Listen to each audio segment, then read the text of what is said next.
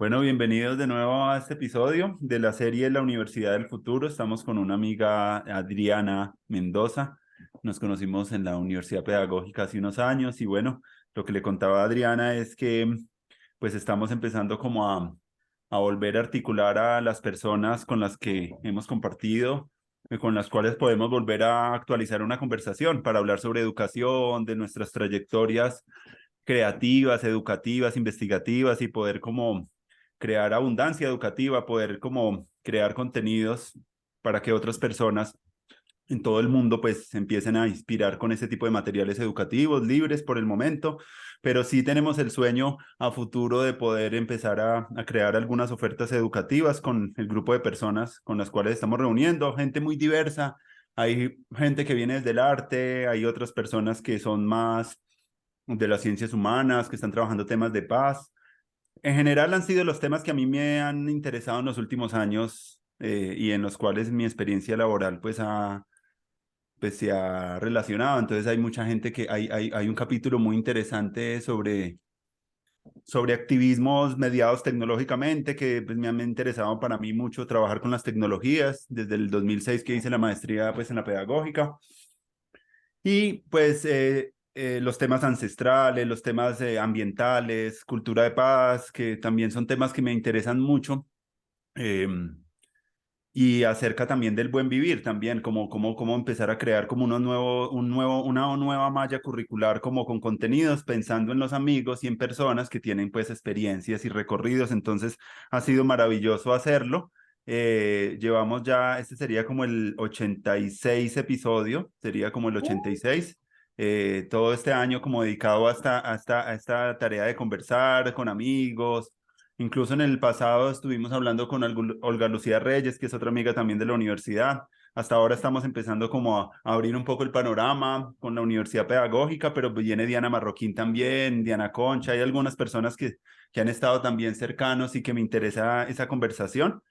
Incluso con el profesor Alberto Martínez Bun, que es como la persona con la cual yo vine acá a Bogotá a trabajar, también tenemos ganas también de tener esa conversa con el profe Alberto. Y bueno, ha sido como una experiencia muy linda, Adriana, entonces como que pensé en ti y queremos como para este día poder como hablar un poquito y entonces antes de profundizar en los temas que a ti te interesan y eso, pues me gustaría un poco que nos comentaras algo también acerca de tu historia de vida, de aprendizajes, lugares por donde has pasado, personas que han sido importantes antes de que nos conociéramos, ¿cierto? Y antes de hablar un poco también de la experiencia en Puerto Asís de Cine al Parque, que también podríamos hablar ahorita en un rato sobre ella. Entonces, bienvenida Adriana a conversar.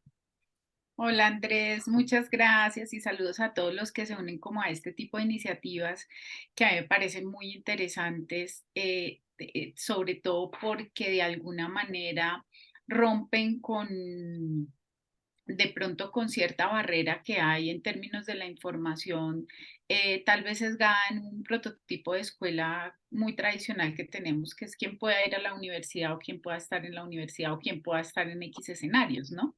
Entonces, estas posibilidades, bueno, creo que la pandemia reforzó, ayudó tal Ah, vez, a que nos abriéramos, digamos, a estas posibilidades de diálogo desde diferentes lugares y pues es maravilloso. Acá estamos los dos en Bogotá, pero podría bien uno conectarse una persona en cualquier lugar del país o en otros sectores.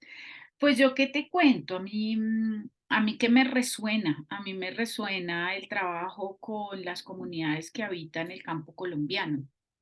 Entonces, desde que estaba muy sardina, me dijiste que me fuera para atrás. Desde que estaba muy sardina y entré a la universidad pedagógica, yo soy egresada a la pedagógica, em, tuve la oportunidad bonita de encontrarme con un profesor, ya que me haces hacer memoria, con un profesor que se llama Alfonso Garzón, él todavía es profesor, creo que en la licenciatura en educación física, y el hombre tenía unas selectivas que eran como recreación y cultura, no sé qué, y yo en ese momento en mi vida dije como, recreación me interesa. Y lo que me encontré en ese espacio fue otra cosa, lo que me encontré allí fue unas salidas pedagógicas, la primera fue al Chocó, al Darién, y en el Darién me encontré con los cunas con la comunidad cuna y conocí, fue la primera comunidad indígena que yo conocí o que yo había visto en mi vida. Es muy posible que nosotros en Bogotá y en este escenario, digamos, de ciudad, pues nos crucemos con los indígenas, pero en una condición distinta, ¿no? Y hay una frialdad también con la que nos criamos, que nos hace como seguir derecho, ¿no? Como ignorar eso y tal vez estudiarlo en los libros y demás, pero haber estado en su territorio, haberlos conocido en su espacio, en sus lógicas de vida, en sus maneras de interactuar, fue definitivo para mí. Yo siento que ese fue un... Y mira que este año ha sido bien bonito, Andrés, porque este año volví al Darién después de como veintitantos años. Volví y fue muy bonito como volverme a encontrar con ese territorio que duele, como casi toda la ruralidad en este país, pero que finalmente pues te devuelve un poco a eso que me estás invitando tú hoy a mí acá, es a volverse a donde empezaron como las ideas de uno.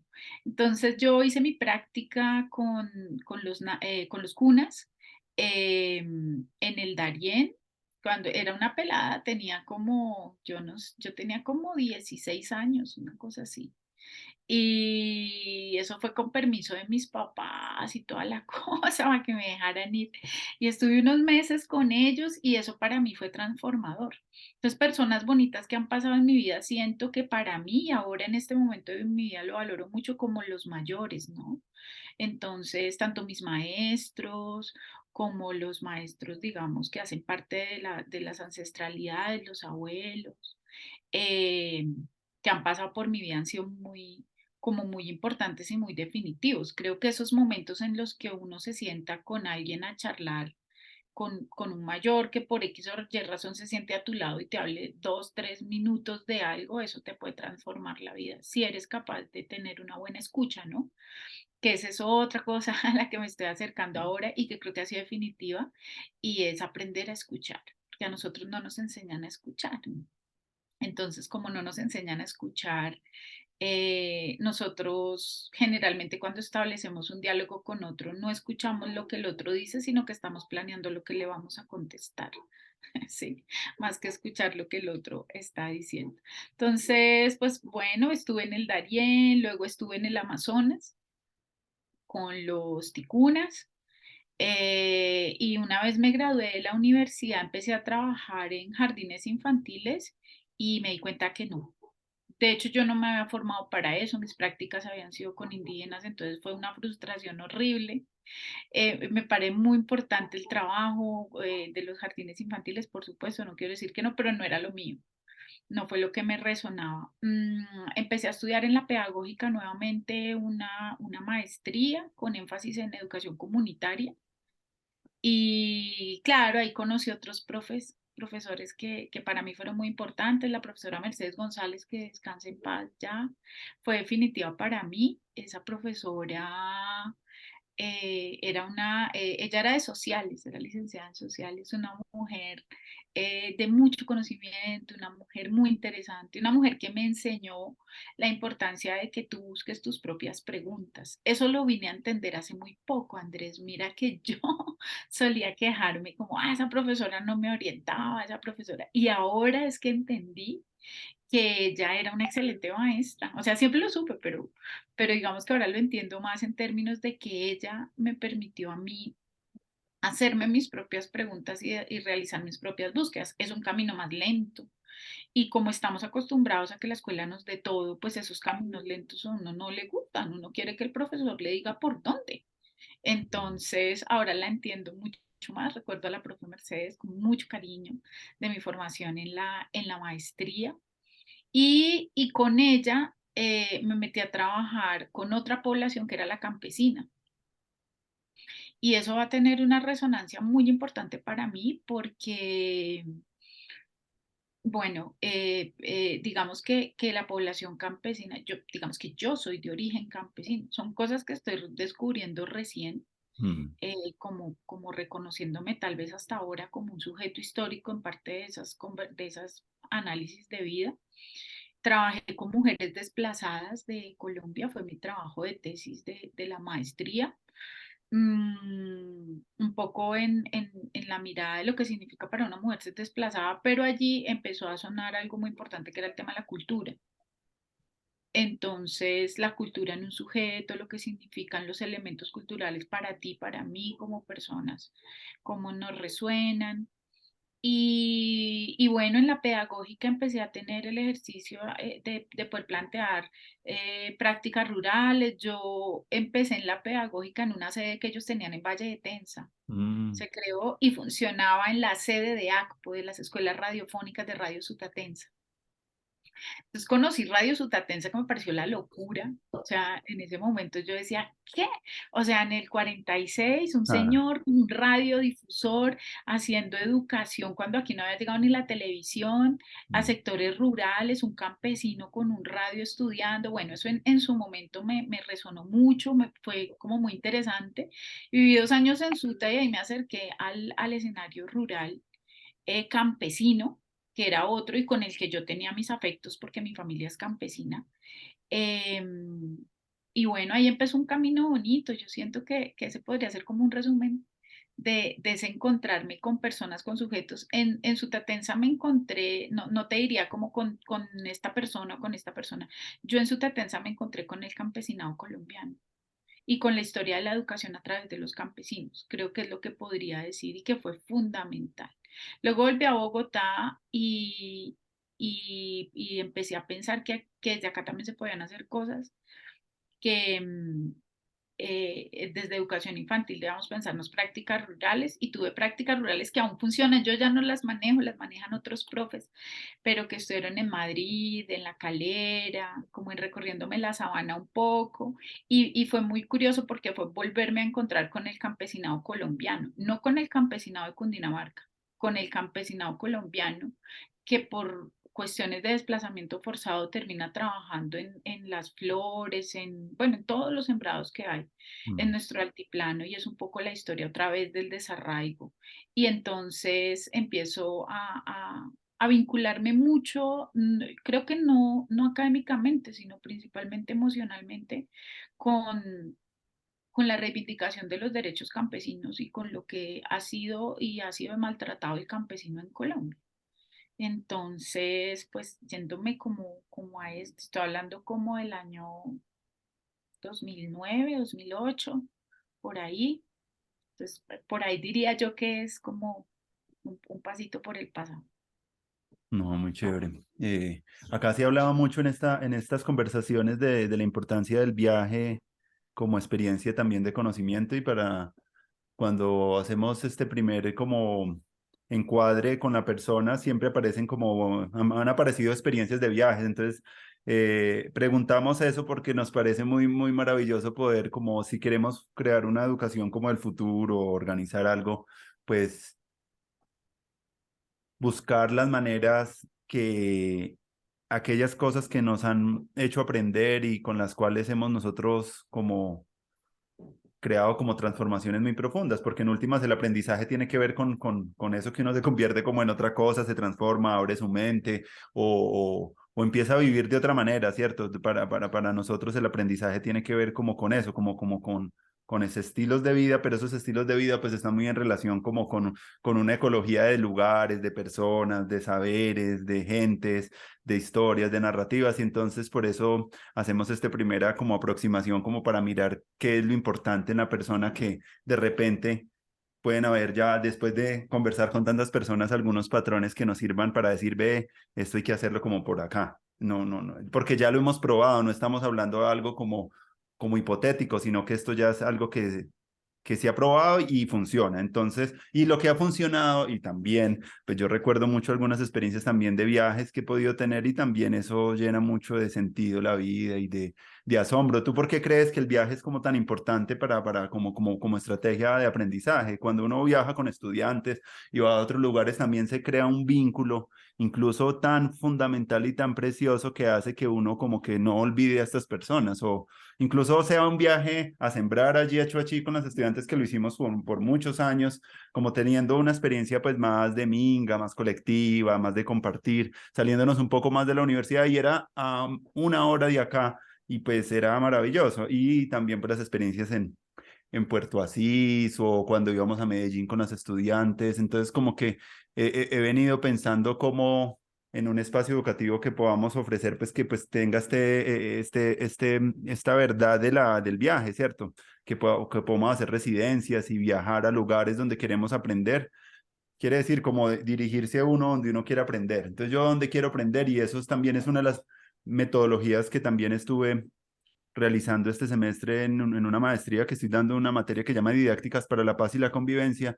Y uno de los ejercicios fue que los estudiantes tenían que relacionarse con algunas experiencias en sus territorios y como había gente del Catatumbo, de La Chorrera, había gente de Sucre, de la comunidad Zenú, había gente muy diversa, yo quise aprovechar y salieron cosas muy maravillosas porque entonces era como dirigirte como si tu territorio fuera una biblioteca. Entonces tú vas a buscar a los sabedores y a las personas con las cuales tú quieras como aprender algo y crear esa conversación y salieron los documentos, pues lo menos para mí, incluso yo sé que para ellos también, pues que se vuelven como documentos muy potentes de aprendizaje, recoger un mundo de experiencias que no se han sistematizado, que no se ha hablado de ellas y se hicieron como siete entrevistas y me pareció maravilloso. Entonces me gustaría que habláramos un poquito sobre el viaje y por qué para ti crees que eso, como cuál es la importancia y cómo podríamos seguirlo ahorita desarrollando incluso más con estas tecnologías que pues nos dan la posibilidad de movernos y de encontrarnos sin tenernos que dirigir con una pérdida de tiempo tan grande. ¿Cómo la ves tú? Uy, eso es una pregunta tremenda, Mm, tremenda, porque si tú te das cuenta, mm, lo que a mí lo que a mí me direccionó el camino fue un mm, viaje. Y, y me estaba acordando de un texto, ahorita lo busco si me permites leerte un pedacito. Pero un poco es que esa pregunta tiene muchos matices porque, claro, uno lo podría ver desde la respuesta como muy básica o literal de lo que es un viaje, ¿no? Digamos, mm, pues es que viajar te permite conocer lugares, hay muchos lugares comunes en términos de cuando uno define un viaje, ¿cierto? Y es como me permite conocer distintos lugares, distintas personas, distintas culturas, pero yo he aprendido mm, que el viaje, más que permitirte conocer otras culturas o conocer otros escenarios, te permite conocerte a ti mismo. mm, Y entonces aquí resuena una cosa súper importante que es este concepto de la otredad, ¿no? Que se está pues trabajando mucho, que a mí me parece muy bonito, y es que finalmente tú eres porque eres con otros. O digamos que tú eres Andrés y Andrés tiene unas características específicas porque es que no eres Adriana. De alguna manera eso es lo que hace que tú seas lo que eres y es mi presencia también acá. mm, Entonces, cuando tú vives, digamos que de alguna manera y sobre todo, bueno, cualquier persona que se quede en un solo escenario, digamos que transite su vida en un solo lugar, le va a costar mucho entender un asunto que en Colombia, para nosotros como colombianos, es bien complejo, que es la diversidad. Entonces nos criamos en una, como en una cápsula en la que pensamos como sociedad, sobre todo occidental, que esta es la única manera de vivir y que esta manera de vivir es la correcta y que el que no está como en el marco de estas formas de vida, entonces es pobre, porque además tenemos ya los elementos para catalogar, ¿no? Es pobre, es atrasado, y nos cuesta un montón entender otras formas de vida. Yo he incorporado el viaje como una propuesta didáctica. mm, El otro día un estudiante me preguntaba, profesora, ¿usted cuántos años lleva enseñando en la pedagógica? Y yo no mm. había hecho esa cuenta. Y me puse a hacer la cuenta. Esa cuenta no es chévere porque uno termina pensando que está viejo, pero pensaba, llevo 17 años como profesora en esta universidad y hubo momentos en los semestres en los que como nadie quería hacer salidas de campo, porque es que la salida de campo también implica otras cosas, y es que una cosa es que tú te ocupes de una persona o de un grupo de personas, adolescentes en su mayoría, por 3 horas en tu clase y otra cosa es que convivas con ellos 7 días. Mm. Entonces, pues mucha gente se le envidia eso y tienen razón. Ah, Entonces nadie hacía salidas de campo y yo podía proponer hasta 2 por semestre. Entonces me decían, ¿y entonces cuántas salidas de campo ha hecho? Yo decía, wow, yo no sé, como 50 tal vez más, ¿sí? Porque para mí la salida de campo por semestre por lo menos una. En pandemia fue terrible, pero ahí descontamos 2 años, pero al menos por semestre una, en la que yo siento que el estudiante aprende demasiadas cosas, Andrés. mm, No es solamente, es decir, claro, hay un primer elemento que es llegar a un lugar y conocer unas personas y una realidad y una cosmovisión y toda esta cosa, mm, pero es también conocerte a ti mismo esperando a tu compañero que no ha terminado de comer, saliendo rápido del baño porque es que faltan otros 20 para bañarse, mm, sabiendo que de pronto este compañero no trajo para comer, entonces yo le voy a compartir, o sabiendo que llegué a este lugar y me están demandando que coja una pala y ayude, pues yo como que, sí, y hay de todo tipo, ¿no? Digamos que uno se encuentra también en ese escenario con todas las personalidades juntas, encontrándose, conviviendo, pero sabiendo cuáles son mis límites y cuáles son mis posibilidades de diálogo con el otro. Si un maestro, que lo que nosotros hacemos es formación de maestros, comprende eso, es un maestro que va a ser capaz de comprender ese niño distinto que llega a su aula, con necesidades distintas, con condiciones distintas, con formas de ver el mundo distintas. Yo creo que viajar es encontrarse con uno mismo a través de los ojos de los otros y encontrarse con la propia vida a través de los otros territorios. Y si uno logra hacer esa comprensión, entonces uno está ganando, así sea que le vaya mal en el viaje. Yo de anécdotas de viaje, imagínate, tengo millones, nos han robado, nos hemos chocado, mm, millones de cosas que han sucedido, o hemos llegado a lugares donde no tenemos donde dormir, mm, bueno, muchas cosas que pasan en esos trasegares y que finalmente si uno las recapitula y las convierte en posibilidad de razonamiento para los estudiantes. Yo me acuerdo una vez en Arauca, llegamos muy tarde y no había dónde quedarnos. Luego de muchas vueltas logramos acampar como en una cancha de tejo, mm, porque afortunadamente los chicos llevaban carpas y todo eso. Y la reflexión de esa noche fue muy potente, Andrés, porque yo decía, nosotros estamos pasando por esto hoy. Es eventual, mañana ya estamos en un bus, pasó mañana estás en mm, tu casa. O sea, esto es una cosa eventual, pero esto lo transitan millones de migrantes todos los días. Y eso con el miedo de no saber qué va a pasar mañana o si esta noche qué va a suceder, ¿sí? Entonces, como que tener experiencias de vida que nos acerquen un poquito a la vida de los otros, nos implica reconocernos más a nosotros como sujetos de vivencia. Tú me das 2 segundos y traigo una cosa que quiero leerte, claro. porque a mí me gusta mucho es literatura bogotana, que es Mario Mendoza. Ahora se ha vuelto muy famoso. Siempre me ha gustado Mario y este era un libro que yo tenía, imagínate que se mojó en un viaje Mm, pero yo rescaté, esta paginita la tengo colgada en mi sala porque me gusta. Este capítulo se llama Viaje al fondo de la Tierra. El astronauta Neil Armstrong, poco tiempo después de su famosa caminata por la Luna, viajó al corazón de la selva amazónica a internarse en las cuevas ecuatorianas, donde se hallaron unas láminas metálicas con inscripciones de una cultura aún sin registrar. Fue una expedición extraña rodeada de secretos de tipo militar en la que se habló de una entrada a un reino subterráneo desconocido. Lo curioso es que después el astronauta diría que ese descenso a la profundidad de la Tierra había sido más asombroso y misterioso que su viaje por el cosmos. Casi siempre es así. Los viajes hacia adentro son mucho más reveladores que los viajes hacia afuera.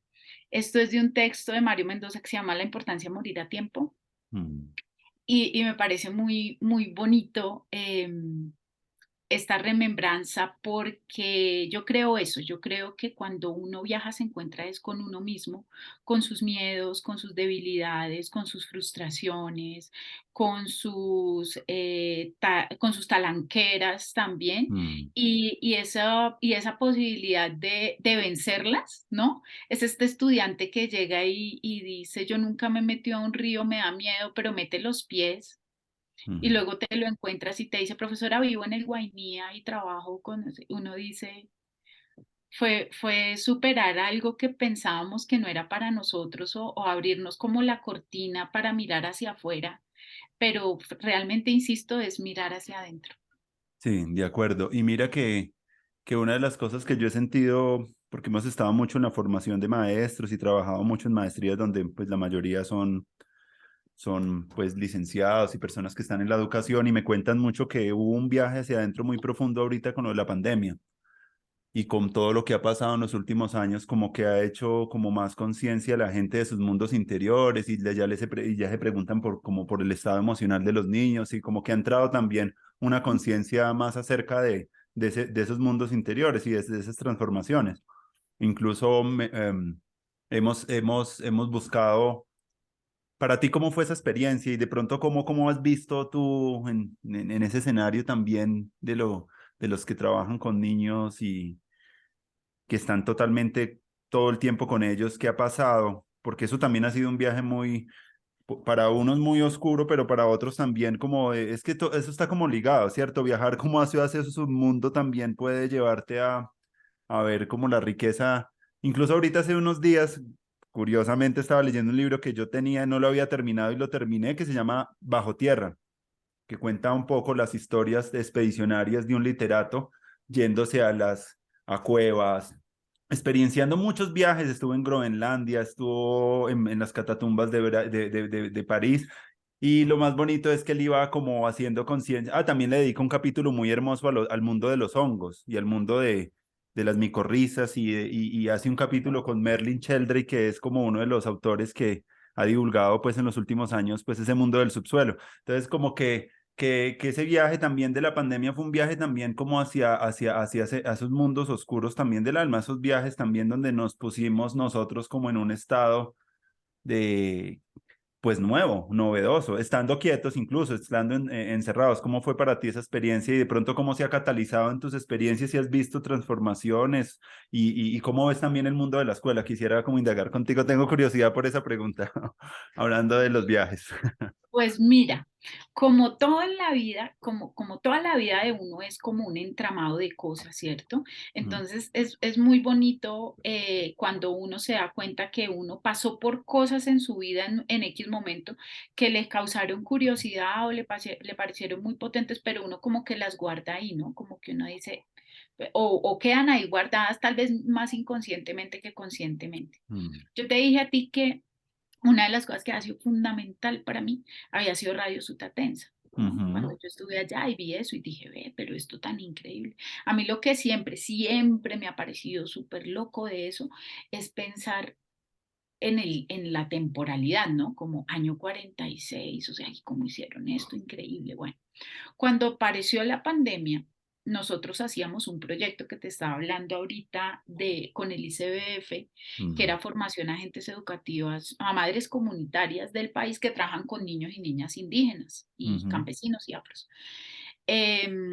Y entonces, pues lo primero que ICBF nos dijo fue como, pues ya no se va a poder, o sea, en pandemia, ¿cómo hacemos para hacer una formación con indígenas? Nosotros lo que hacíamos era viajar allá y toda esa cosa. Entonces, yo dije, sí, pues claro, o sea, prácticamente yo quedé, o sea, mi construcción, digamos, como maestra está muy ligada a los viajes, porque pues esta parte que te decía de lo que hago con los estudiantes, eso es una parte, pero yo hago muchos proyectos que tú trabajaste en uno, en Puerto mm, Asís, proyectos afuera, mm, viajando, entonces como que me dejaran encerrada, fue como si me dejaran sin trabajo de alguna manera, así mm, como no vas a poder trabajar, y yo dije, "Ay, ¿y ahora yo qué voy a hacer?"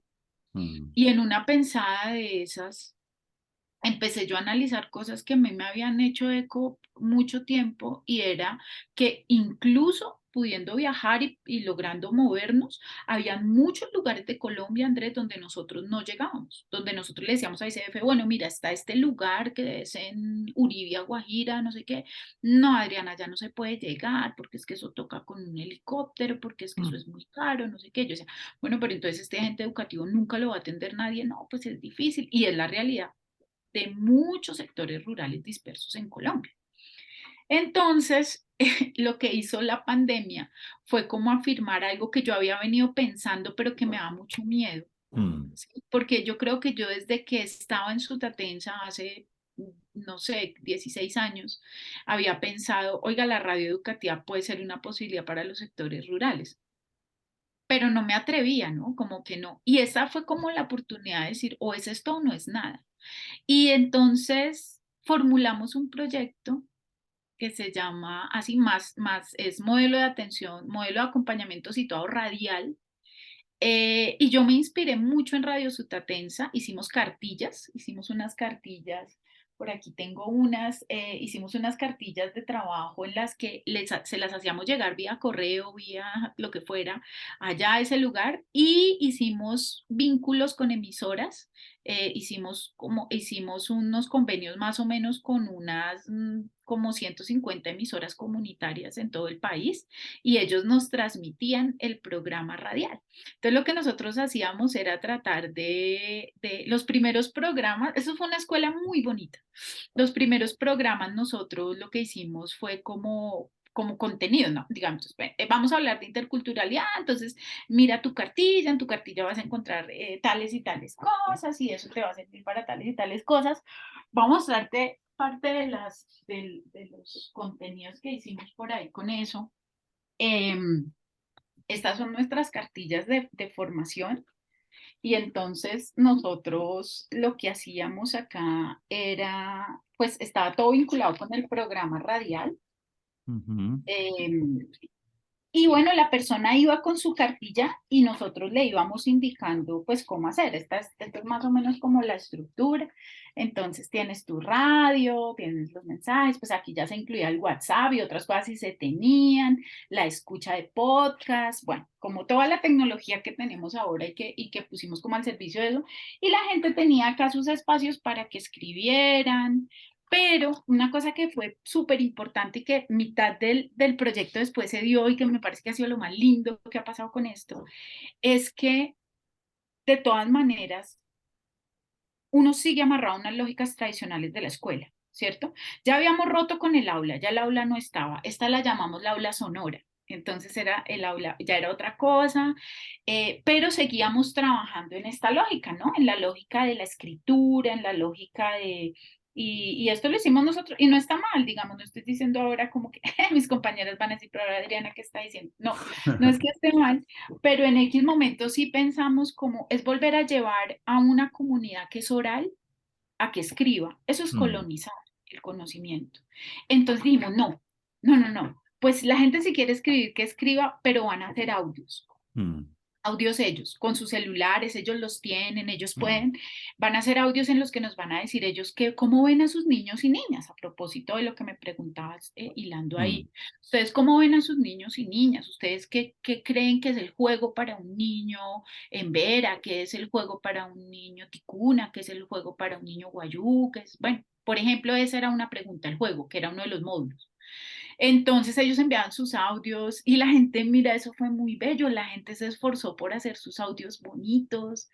Pues hombre, lo que hicimos después de eso fue decir, no, pues ya que vamos a estar nosotros hablando en el programa, hagamos los programas con los audios de la gente. mm. Entonces lo que hacíamos era con una suerte de reportería.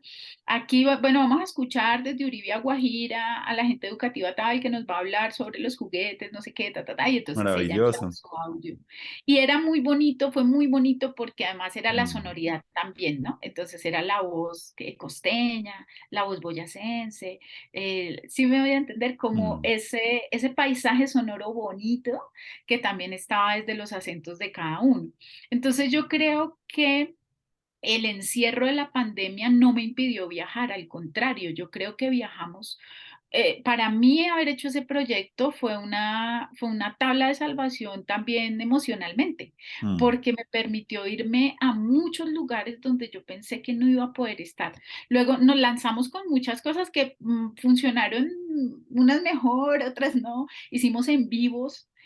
Porque decíamos muy chévere y claro, la gente empezaba a enviar audios también diciendo, uy, yo escuché, por ejemplo, gente del Amazonas decía, yo escuché a mis compañeros del Cauca, tan bonito eso que hacen allá, yo nunca había visto tanto café y los niños recogiendo café, qué bonito, no sé qué. Y los de La Guajira decían, uy, yo el Amazonas me lo imaginaba distinto y me imaginaba a los niños de otra forma y ta, ta, ta. Y empezamos a compartir fotografías en página por Facebook y empezamos a compartirnos otras cosas.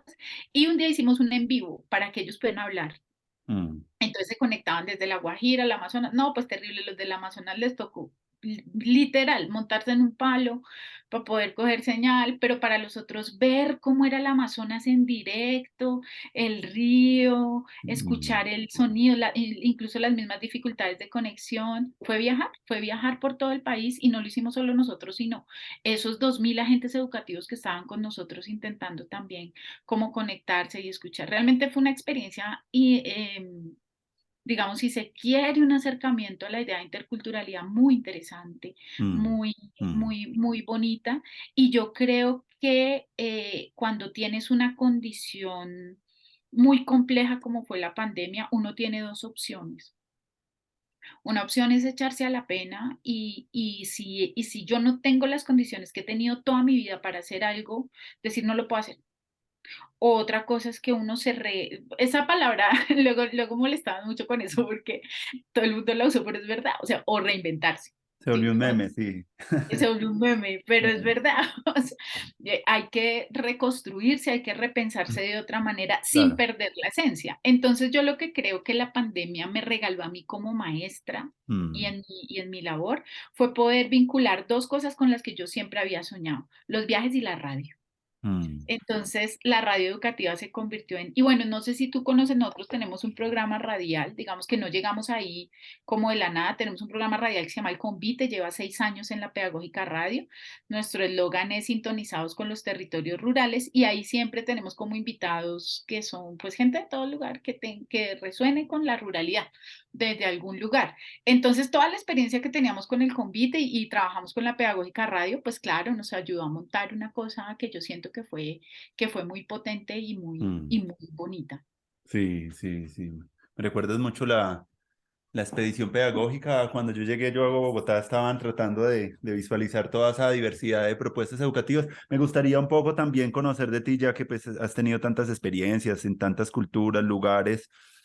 De pronto, ¿qué cosas percibiste, ya sean prácticas de crianza o en juegos o la sabiduría que hay en los territorios que podrías resaltar tú de esos viajes que podría ser interesante resaltar aquí? Así como para mí, cuando tú has hablado, me has recordado también que en Puerto Pizarro, cuando estuve trabajando con los Enverado Vida, pues a los niños pequeños les enseñaban a identificar el sonido de los animales y jugaban a imitar sonidos. Había mucho juego en la imitación de sonidos a saber si era el guatino, si era yo no sé qué, si era...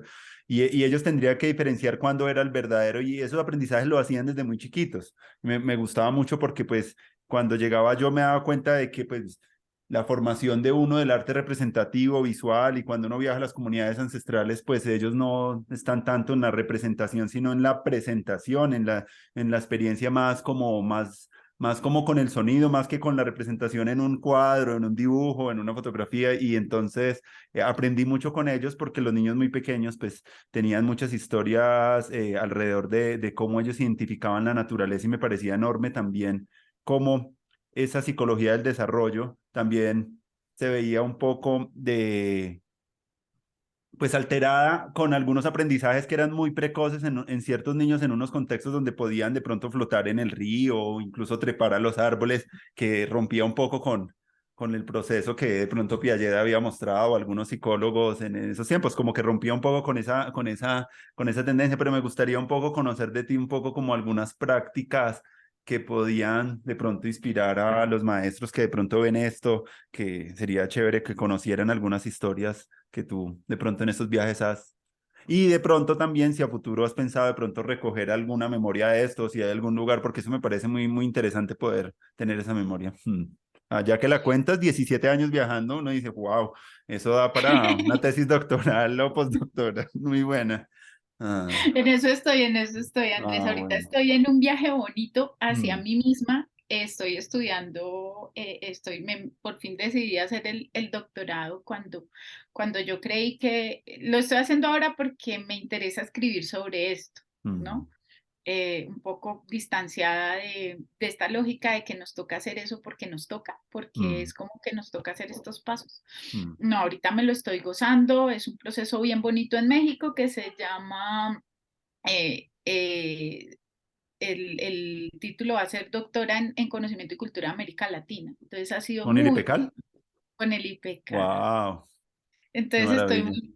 estoy muy feliz en ese proceso y como te digo, pues el viaje es la metáfora mía y estoy viajando a mi ancestralidad campesina que ha sido bien, bien importante para mí, encontrarme con eso como sujeto histórico, entonces eso ha sido maravilloso. Pero entonces sí va a haber producción Mm, sobre esto, pero hemos tenido también otras cosas, Andrés, que quisiera compartirte, luego te paso los links para ujú, que tú los mires, porque hay dos producciones que a mí me parecen muy importantes que nosotros hemos ujú, acá. La primera tiene que ver con campesinado, que efectivamente es una cosa que a mí me resuena porque es mi identidad, mi origen y demás, ujú, que se llama el Museo Campesino de la Cultura Sonora. mm, El Museo Campesino es una propuesta muy bonita en la que ustedes pueden encontrar parte de los viajes. Hay 3 salas por ahora, estamos por montar las demás, pero estamos montados en una lógica un poco como vinculada con la introducción que tú hacías a la pregunta, y es desde dónde construyen conocimiento también los otros, o desde dónde construyen su cultura, o desde dónde ujú, construyen sus relaciones. Hay una cosa que nosotros encontramos súper importante en las comunidades, y bueno, seguramente en nosotros también, me refiero en los seres humanos, que tiene que ver con nuestra relación con los objetos. ¿No? Nosotros tenemos una cantidad de objetos, ahí detrás tuyo hay una mm, cantidad de objetos que hacen parte de tu vida, hacen parte mm, de tu cotidianidad, hacen parte de lo que tú eres. Tú tienes ese objeto porque ese objeto te representa algo. Si mm, no, no lo tendrías en tu casa. claro. Entonces, hicimos un proyecto de investigación que se llamó así, el Museo Campesino, y lo que hacíamos era recorrimos 3 municipios de Colombia. Bueno, hemos recorrido más, pero por ahora encuentran solo esos 3 municipios de Colombia que fueron Insa, Cauca, en Cundinamarca 2 municipios, Nocaima y La Calera. Preguntándole a los campesinos sobre los objetos con los cuales ellos sentían representaban su cultura Ujú, mm, campesina. Entonces la gente, bueno, saca. Mi sala fue la sala INSA en Cauca, tengo un afecto muy especial por el Cauca y el trabajo que he hecho con ellos, un poco por lo que tú dices. Yo por mm, una casualidad de la vida conocí una líder social en Cauca y luego nos hemos convertido así como en amigas y por medio de ella entonces la Asociación Campesina de Inzacauca y entonces ahí vinculados con ellos haciendo todo. Entonces hicimos varios proyectos, uno fue este, que fue el del museo, y entonces ustedes van a entrar a una página web donde ustedes van a encontrar un mapa en el que encuentran la sala de INSA. En esa sala entran y cliquean sobre el mapa como cuando tú estás buscando un lugar y te aparece esa bolita roja. ujú, Tú cliqueas, hay muchas bolitas rojas en el mapa, cliqueas cualquiera y te va a aparecer una foto. Entonces, ¡pum!, de repente te aparece la foto de un molino. mm, Y al lado de esa foto del molino hay un audio y tú le das clic a ese audio y vas a escuchar la voz del campesino que dice, este es mi molino significa tal cosa, mi molino está. ¿Por qué lo quisimos hacer de esa manera? Es otra idea de la museología, muy distinta, ¿sí? Porque cuando tú vas a un museo, sin desvalorar lo que pasa en los museos, eso está muy bien, pero tú vas a un museo y primero es un objeto fuera de su contexto. mm, ¿No? Ya, sino puesto como en una mesita, en una cosa con un mm, bombillo, o sea, no tiene su contexto por ningún lado. Está solo el objeto. Y segundo, nadie te habla de ese objeto. Aunque yo me he encontrado, Andrés, que ahora, por ejemplo, en el Museo Nacional también están acudiendo a los audios, que es mm, interesante, ¿no? Dándole voz a, pues, esto de quién es, o esto de qué es. Claro, hay vaina de cultura muy antigua, pues, que cómo. Pero aquí es que la persona hable de su objeto, ella, mm, ¿no? No, no yo, diciendo, para el campesino el molino mm, significa, porque yo le voy a dar otra significación, a claro. la significación que tiene para él. Entonces, ellos, digamos que logran desde su propia voz hablar de esos objetos. Ese es algo que les puedo compartir para que ustedes Ujú, viajen con nosotros por la cultura campesina en Colombia y es un viaje bien bonito porque es un viaje de ustedes con los campesinos, ni siquiera nosotros aparecemos ahí. El otro está muy en sintonía, es resultado del más étnico, del proyecto del que estábamos hablando radial. Es el primer proyecto que sacamos de esa experiencia y se llama Fonoteca de las Infancias Sonoras. Tiene ujú, una lógica parecida al museo, Pero aquí hay una cosa muy bonita, un trabajo que nosotros quisimos hacer, Andrés, gráfico. Nos cruzamos, nos pusieron una monitora de artes visuales.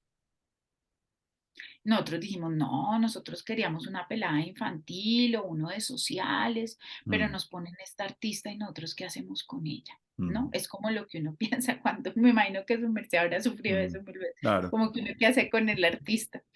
Y entonces con esta muchacha, para no hacerte largo el cuento, a lo que llegamos fue a una graficación de lo que son los niños y las niñas, una cosa bellísima que yo estamos en cuestión de escribir, porque mira, es la no estereotipación de los niños y niñas.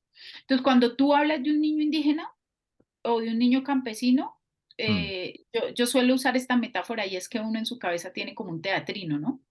Uno tiene una cantidad de personajes, mm, entonces si te dicen niño campesino, pin, de una vez se te viene a la cabeza un niño con una ruana, con un sombrero, la estereotipación, ¿no? Del otro, y que habla así, que usa este gesto y tal, y eso no son nuestros niños campesinos. Algunos, pero no todos, y no es una imagen, digamos, estática del niño.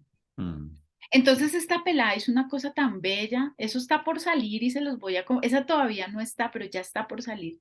Ella hizo una cosa tan bella, les adelanto, y es que ella cogió una foto, las fotos que nosotros tomábamos, ¿no? Entonces tomábamos en el trabajo de campo fotos a los niños, no sé qué, y ella convirtió eso en un dibujo, pero un dibujo muy realista.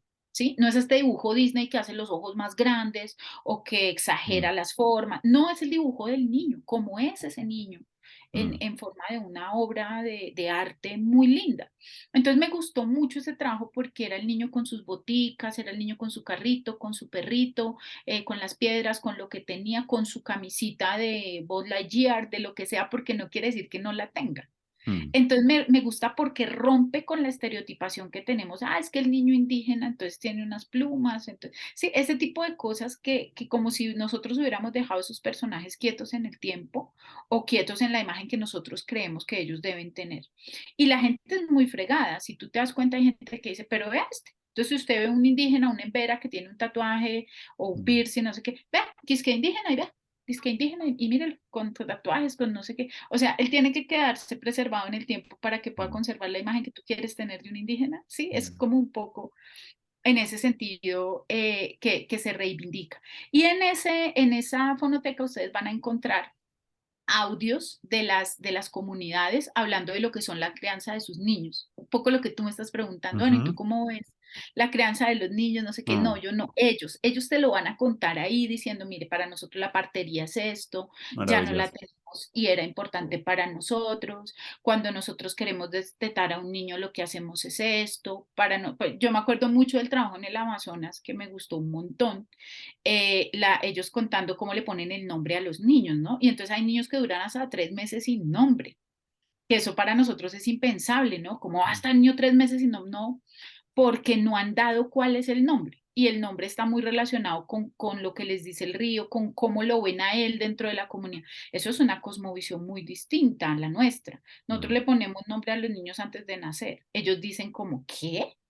¿Cómo le vas a, cómo vas a nombrar algo que no has visto, que no, que con lo que no has tenido contacto? Y cuando te expresan todo eso, como que uno dice, pues sí, tiene mucho sentido, ¿no? Es muy mm, interesante. O sea, son otras cosmovisiones que también te hacen, no, para que cambies las tuyas, que ese es un error también de algunos antropólogos, sociólogos, demás, ¿no? Y es que pensamos que comprender a una comunidad es imitarla.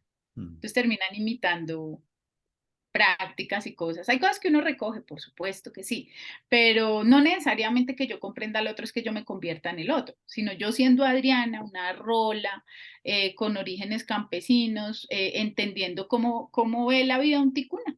Eso se mm, llama interculturalidad, yo no dejo de ser yo para poder entender al otro. mm, Entonces, yo creo que me queda muy difícil decir, tal cosa, pero claro, uno sí se ha encontrado con muchas prácticas de ese tipo, los juguetes, Mm, las cosas que hacen parte de la cotidianidad de los niños y las niñas, pero son más las comunidades las que lo pueden explicar. Ahora, ¿eso cómo le puede resonar a la universidad? Y creo que eso ha sido bien importante. Y es que nosotros también tenemos unas prácticas y unas lógicas pensadas desde acá de cómo se mm, desarrollan los niños. Entonces, para ujú, nosotros un reto, por ejemplo, Andrés, era pensar cuando hicimos el más sobre todo, el juego. Entonces vamos a crear ambientes de juego. Entonces los ambientes de juego, según Reggio Emilia, son las sillas, no sé qué. mm, Y uno decía, ¿yo cómo voy a construir un ambiente como esto? Está muy lindo, está muy, muy bien para una ciudad, para un niño que es de apartamento y está encerrado, pero donde yo haga una construcción de estas en una ranchería guayú, pues eso Freire lo llamaba como una invasión cultural, ¿no? O sea, mm, puede que tenga mucho sentido en Bogotá, y mucho sentido para los niños acá, porque son niños que no tienen espacios donde correr, donde jugar, necesitan ambientes que les potencien esas cosas. Pero yo estoy hablando de un niño que corre libre, que está en el río, que tiene mm, sus necesidades son otras. Entonces no es que no tenga que estar el educador infantil, claro que tiene que estar, pero ese educador infantil lo que tiene que hacer es leer ese contexto y encontrar qué es a partir, por ejemplo, de un concepto como el diseño de ambientes, yo mm, cómo genero un ambiente aquí para mis niños y niñas. Y tenemos unas cosas que eso también va a salir en un libro álbum de todos los ambientes que se generaron a partir de los tejidos, las hamacas, los lugares, cartografías de los escenarios, bueno, donde están los niños y las niñas y donde construyen eso que ellos necesitan construir. Tú me recordabas una autora que es Bárbara Rugoff y ella usa un concepto para recoger lo que tú estás diciendo, que es el mm, aprendizaje guiado. Y es muy bonito porque el aprendizaje guiado, ella lo estudió con comunidades sí, en Europa, en Asia, pero nos funciona. Digamos en el sentido de que nuestros niños y niñas, y hablo de Occidente, o sea, tú, yo, nosotros, son niños que no saben nosotros qué hacemos. Me explico, como adultos, en qué trabajamos, cómo lo hacemos, ¿no? Dice, mm, más profesora, pero ya enseña cosas, ya está, ¿cierto? Porque no han estado con nosotros. La pandemia les permitió más o menos ver qué hacíamos. Eh, pero el niño del campo no, el niño del campo está amarrado a la espalda, por ejemplo, para poner un ejemplo, está amarrado a la espalda de su mamá todo el tiempo y él desde pequeño está viendo cuál grano de café es el que sirve y cuál no, cuál hay que poner al sol y cuál hay que, sí, ya lo está mm, viendo. Cuando ese niño ya camina, es un niño que es capaz de acercarse al café y ya empieza a recoger las pepitas porque ya sabe cuáles son. Llaman eso aprendizaje guiado porque él participación guiada porque él está participando de la actividad sin que el adulto se lo proponga, pero cuando menos piensa el niño lo está haciendo, ¿no? mm, Que nosotros llamamos juego de roles, digamos desde el asunto académico. Pero este es un niño que está conectado con todo esto, este es un niño que sabe cuál es el camino, un niño en el campo te puede guiar al camino, te puede decir en el río, uy, esa parte es honda, esta no, ¿cierto? Y es un niño pequeño. ¿Por qué? Porque él conoce su territorio. Digamos mm, que no es que no haya una idea de protección. Hay gente que dice, los niños están muy desprotegidos. No, no es eso. Es que los niños están aprendiendo a la luz de otras formas de relacionarse con su territorio. Nosotros somos una cultura más protectora. Y me mm, perdona, yo siento ahora sobreprotectora, o sea, nuestros niños no saben ni siquiera solucionar un problema con una ficha que no cuadra con la otra, todo se les vuelve dramático. Entonces mm, creo que también tenemos que aprender un poco más de las comunidades a permitir que el niño sea él solo, que pueda tener descubrimientos él solo, a reconocer cómo puede hacer las cosas él solo. Yo creo que una de las cosas bonitas que nosotros hemos aprendido de relacionarnos como educadoras infantiles con las comunidades es el observar cómo los niños aprenden mm. muy autónomamente con un adulto que está ahí mostrándole sin querer. Entonces es un proceso educativo como muy empírico, como muy natural, diría yo. Mm. Sí, en el único programa que hemos involucrado de esta serie a niños de una escuela de Bosa, ellos sí contaban que les encantaría, decían, que cuando hubo la pandemia hubo mucha innovación educativa por parte de las profes. No lo decían en esos términos, pero decían, uy, como que pues rompieron un poco con ese espacio-tiempo de la escuela y todo eso, y como que incluso esta profe se creó un semillero y conectó a los chicos con Cuba, con Argentina, para hablar sus experiencias de investigación, y ellos creían que eran los únicos que estaban investigando. Entonces fue muy lindo la experiencia, pero una de las cosas que a mí me quedó impactado más de esa conversación es que ellos quisieran también ver más a los profes también en los espacios cotidianos de la escuela, aprendiendo, experimentando, conociendo, no siempre enseñando, ¿cierto? Descubriendo, que eso sería un ejemplo muy bello y no todo el tiempo estarles en función de la enseñanza, porque eso inspiraría también eso que tú cuentas, trayendo a colación a Bárbara Rogo,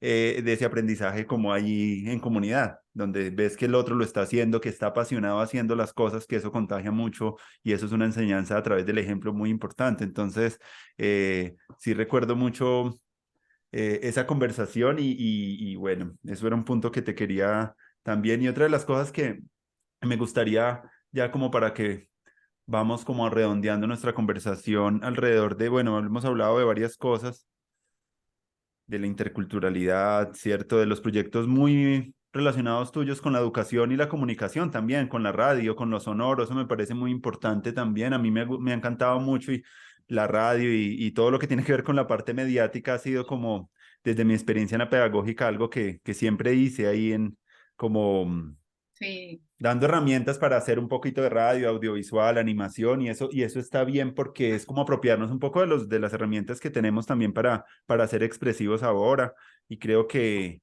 le veo todavía mucho potencial a la radio, mucho, mucho, y eso es lo que tú cuentas también de esas experiencias, me gustaría también poderlas escuchar, porque recuerdo que cuando estaba yo, pasé un tiempito corto en el Ministerio de Educación, yo sentía cuando viajaba que había mucha riqueza de muchas cosas, pero había muy poco diálogo entre los maestros de un lado a otro para compartir eso, y muy pocas redes, como que no sentía mucho el flujo de esa información. Y a veces muchos, también lo dicen los propios maestros que pasan por mis cursos, que no tienen mucho ese hábito de sistematizar y hacen mucho y mucho y mucho, pero no documentan de maneras estéticas lo que hacen, entonces eso se va quedando ahí como en el olvido. Pero cuando tú empiezas a crear esas redes de conversación y de intercambio y te das cuenta de que hay mucho potencial, hay muchas cosas muy bonitas que podrían inspirarnos más y que todavía no son noticias, están visualizadas en en la cultura nuestra. Entonces, por eso también es que estamos haciendo estos programas para que las personas que conocemos y como dar un poquito que sea parte de nuestro ejercicio ciudadano, como compartir estas experiencias y que no se quede solamente en nosotros, sino que queden ahí en la web para que otras personas puedan hincarle a esos. Y más adelante también, por si quieren aprender algo con Adriana, pues uno podría dirigir un grupo o a cierta experiencia que tú quieres hacer. Eso es lo que estamos haciendo. Hicimos el primer encuentro ahorita hace 2 meses y fue muy bonito. Lo hicimos acá en mi casa y fue muy chévere encontrar mucha diversidad, porque la otra cosa que estamos intentando y es nueva para mí es reunir a un grupo de personas tan diverso, porque es que esa diversidad no es tan fácil a veces. Uno habla mucho de la diversidad, pero cuando tú pones toda esa diversidad a veces, y ese es el reto en el que estamos, de reunir un poco las culturas creativas y pedagógicas que hay que nosotros conocemos, pueden haber miles de más, pero pues uno tiene un alcance muy corto de lo que conoce y empezar a ver qué podemos co-crear entre nosotros como una suerte de una nueva educación. Sería como la hipótesis que tengo yo de cómo crear como espacios de colaboración entre personas con experiencias bonitas para ofertarlas en un sistema educativo, pues ya no como tan institucionalizado como en la escuela, que da unos títulos, que tiene unas horas, sino como lo pensaba Iván Ilich. Ahorita he estado leyendo mucho Iván Ilich porque es un autor que escribió como en los 70 unas cosas que yo creo que todavía nos dicen cosas alrededor de las culturas y las redes de aprendizaje distribuidas en los territorios, cómo empezar. Y él lo hizo antes de que existieran estas tecnologías. Creo que si él hubiera escrito esto, ya estuviera hablando, era un hombre muy visionario. Y cuando me leí La sociedad desescolarizada de nuevo, ya como con unos nuevos ojos estoy empezando a ver como mucha riqueza de poder crear o ser parte de facilitar como esa construcción de redes de aprendizaje de personas y no solamente para enseñar lo que ya sabemos, sino para mirar qué cosas pueden salir nuevas cuando se encuentra gente tan diversa, un hacker, un hipster, una persona de ingeniero o un artesano o una persona más desde lo ancestral, ¿qué puede pasar ahí? Y eso yo creo que es una cosa que yo le veo como mucha potencialidad por algunos proyectos en los que he visto que esa interdisciplinariedad tiene como fuerza.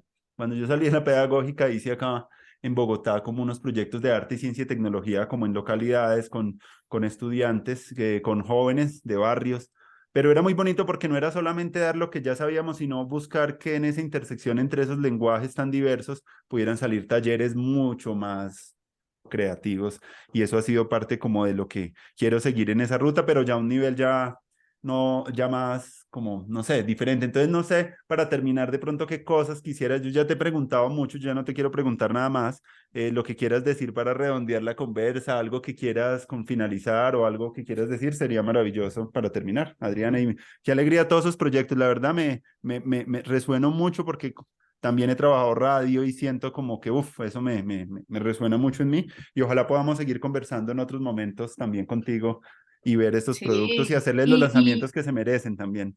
y hacer cosas juntos, me Mm, parece que podría ser también. Bueno, yo un poco para no salirme de la línea de lo que estás diciendo, creo que una cosa importante para pensarnos otra escuela, mm, otras dinámicas, tiene que estar muy relacionado con el reconocimiento de los otros saberes. ¿Sí? Digamos que la descolonización de la escuela empieza también cuando yo reconozco que hay otros sujetos que tienen conocimiento y que tienen saber. Entonces ya tú decías, un hipster, bueno, qué sé yo, cualquier persona tiene un conocimiento particular, un conocimiento que tú no manejas, pero que te aporta algo también a la sociedad o a tu propia vida desde otro mm, lugar, incluso porque te reconoces como otro distinto a ese, insisto en eso, ¿sí? Entonces creo que lo último que quisiera como aportar acá es de las cosas que yo he aprendido en este camino es a reconocer el conocimiento que tienen los otros. Y eso cuando uno es formado como maestro desde unas lógicas, pues que hemos seguido siendo formados muy tradicionales, es muy difícil porque el maestro pues siempre se entiende como el sujeto que tiene pues la verdad o que es el más digamos, el que tiene más capacidades para orientar a otro y demás, pero mm, creo que yo les dejaría de pronto la idea de la importancia de escuchar y escuchar al otro, no como una complacencia, ¿cierto? No como, ay, bueno, vamos a escuchar, que es como una lógica que tenemos mucho, sino cuando yo escucho al otro con mi ser, cuando yo escucho al otro con el sentido de entender su lugar en el mundo, su lugar en la vida y desde dónde construye las ideas que está compartiendo. Entonces, eso lo aprendí de una de las cosas que a mí me dejó el más étnico fue la posibilidad, porque en muchas de las comunidades, antes de que nosotros entráramos, nos obligaban a hablar con los mayores, a ver si ellos sí decían que sí o no. mm, Y creo que el diálogo con los mayores de muchos lugares, especialmente los mamos de la sierra, son momentos en los que uno entiende un poco más lo que significa la escucha en un mundo occidental que tiene tanto ruido. Nosotros tenemos tantos ruidos que finalmente eso, tenemos una cantidad de sonidos que nos bombardean y una voz interna que todo el tiempo nos está diciendo cosas y entre esa voz interna y los ruidos de afuera nos estamos impidiendo escuchar los mensajes que tienen para darnos los otros, los mensajes que tiene para darnos la misma naturaleza y los otros seres vivos. Y creo que si empezamos a escucharnos, a silenciar un poquito nuestra voz interna, a escucharnos más nosotros y a escuchar hacia afuera, vamos a poder construir una escuela con mucho más sentido para un mundo en el que necesitamos reconstruir cosas necesariamente. O sea, no podemos pensar que lo que hemos hecho está bien mm. cuando tenemos una cantidad de problemas sociales, ambientales, psicológicos y demás. Pensar que lo que tenemos está bien es una locura. Entonces creo que yo dejaría allí para el día. Y a propósito de estos diálogos, pues la importancia de escucharnos, la importancia de abrirnos la posibilidad de dialogar, pero de dialogar conscientemente.